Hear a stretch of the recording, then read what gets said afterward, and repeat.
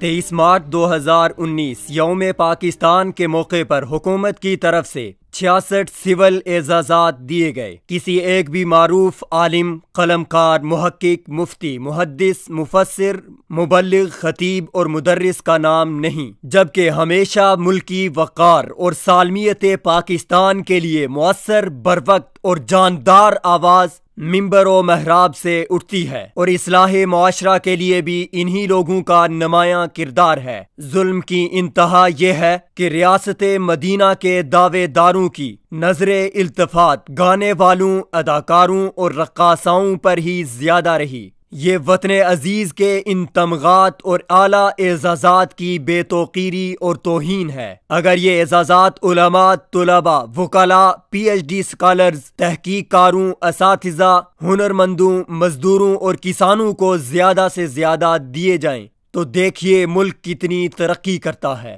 और कौम को कितने असली हीरो नसीब होते हैं। सवाल यह है कि रीमा, महविश हयात, बाबरा शरीफ, अताउल्ला ईसा खेलवी और अमानुल्लाह वगैरह जैसे गोयों का मुल्की तामीर और तरक्की में क्या किरदार है कि इस शोबे के लोगों को इतनी बड़ी तादाद में एजाजात से नवाजा गया। या हुक्मरान ये चाहते हैं कि हमारी नई नस्ल की अक्सरियत भी इसी नाच गाने वाले बेहुदा पेशे को अपनाए और फिर तमगात की हकदार ठहरे। अगर एजाजात की इस तकसीम को इंसाफ और मयार के पैमाने पे न लाया गया तो कौम इसे सिर्फ अन्य की रेवड़ियों की तकसीम से या बंदर बांट से ज्यादा कुछ नहीं समझेगी। यह हुक्मरानों को मालूम होना चाहिए कि यहाँ भेड़ बकरियां नहीं, अवाम रहते हैं।